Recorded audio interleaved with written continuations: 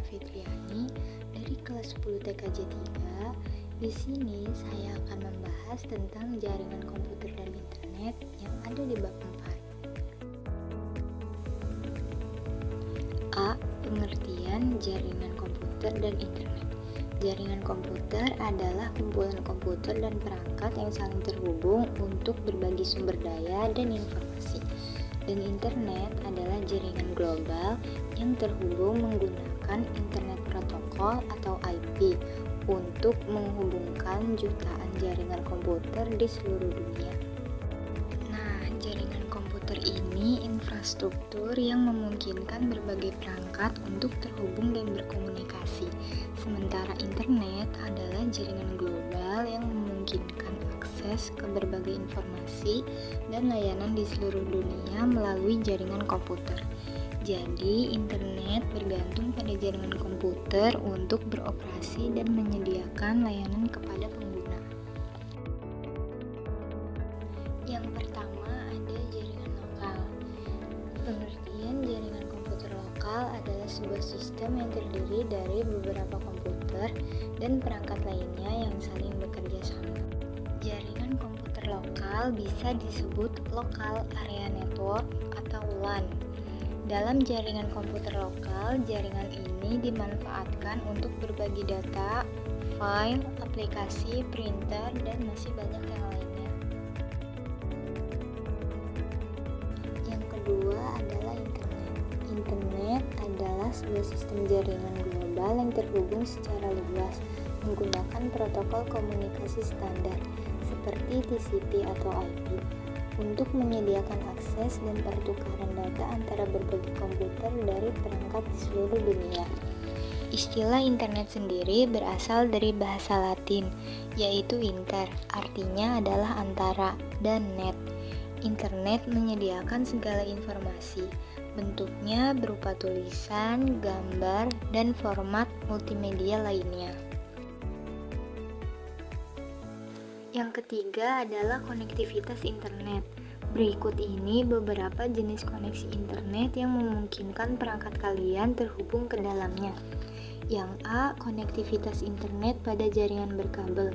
Pertama ada dial-up PSTN atau Public Switched Telephone Network. Dial-up yaitu cara menghubungkan komputer ke internet menggunakan kabel telepon. Lalu yang B ada ADSL, Asymmetric Digital Subscriber Line. ADSL atau Asymmetric Digital Subscriber Line merupakan suatu teknologi modern yang bekerja pada frekuensi antara 34 kHz hingga 1104 kHz. Yang ketiga ada LAN, Local Area Network. Local Area Network atau LAN merupakan jaringan komputer yang jaringannya hanya mencakup wilayah kecil. Yang keempat ada TV kabel. Jaringan TV kabel ini dapat dipakai untuk koneksi ke internet dengan kecepatan maksimal 27 Mbps downstream atau kecepatan download ke pengguna dan 2,5 Mbps upstream atau kecepatan upload dari pengguna. Yang bagian B adalah konektivitas internet pada jaringan nirkabel. Yang pertama ada GPRS atau General Packet Radio Service. GPRS memiliki kemampuan untuk mengomunikasikan data dan suara pada saat alat komunikasi bergerak atau mobile. Yang kedua ada Wi-Fi. Wi-Fi adalah koneksi tanpa kabel sehingga pemakaiannya dapat mentransfer data dengan cepat dan aman. Wi-Fi tidak hanya digunakan untuk mengakses internet, namun Wi-Fi dapat digunakan untuk membuat jaringan tanpa kabel di perusahaan. Yang ketiga ada akses satelit. Akses internet via satelit adalah sebuah layangan internet yang menggunakan antena parabola yang dapat menyediakan akses download hingga 400 kilobits per detik atau 400 kbps.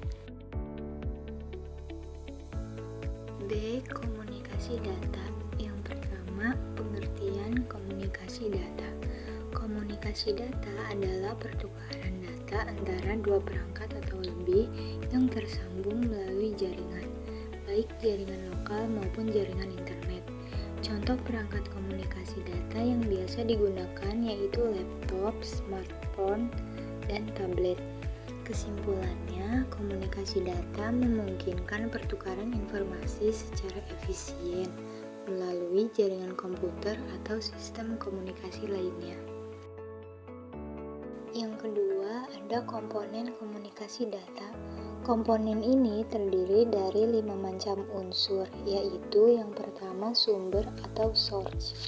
Sumber merupakan alat atau perangkat yang dapat memunculkan data yang ingin dikirim.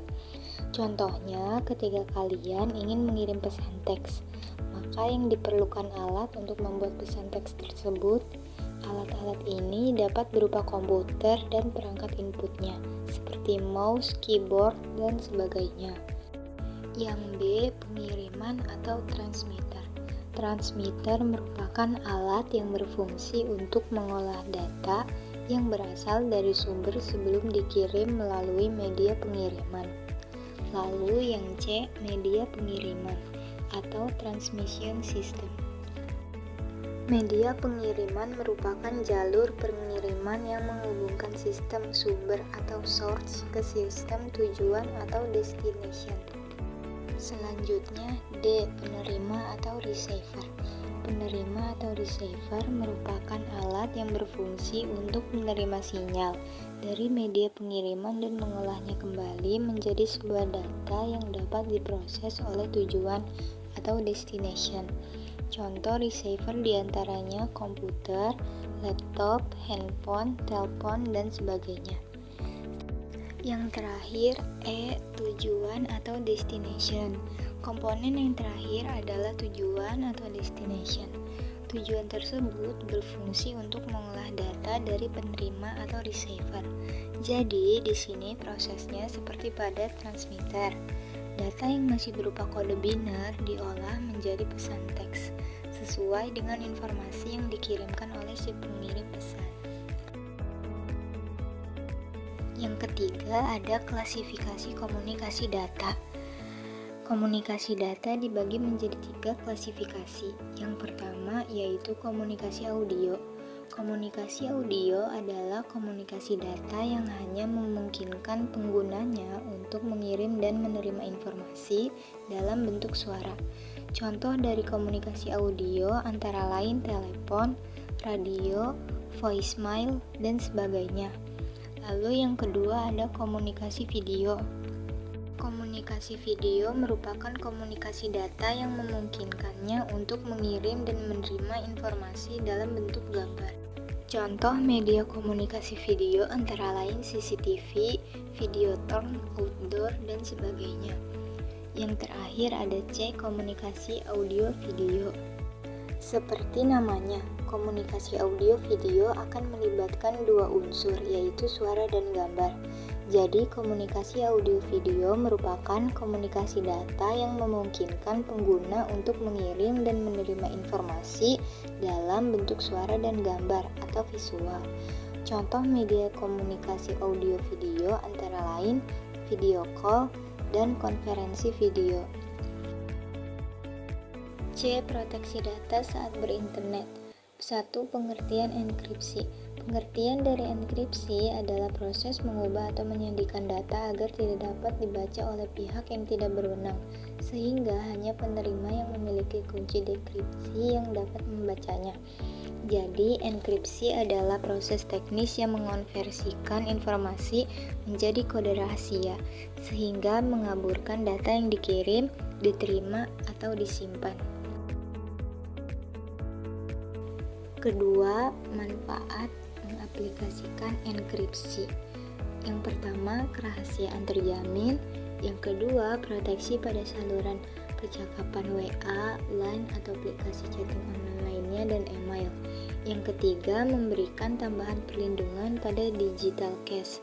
Dan yang terakhir, dapat digunakan sebagai digital signature. Yang terakhir, tips aman saat berinternet. Yang pertama, selalu jaga data pribadi kamu. Yang kedua, hati-hati dengan konten yang kamu bagikan. Yang ketiga, pastikan kamu menggunakan koneksi terpercaya. Yang keempat, periksa pengaturan privasi kamu pada perangkat yang digunakan. Yang kelima, periksa website yang kamu kunjungi. Yang terakhir, lakukan backup data dan update sistem kamu secara rutin. Sekian pembahasan tentang jaringan komputer dan internet. Kurang lebihnya mohon maaf. Wassalamualaikum warahmatullahi wabarakatuh.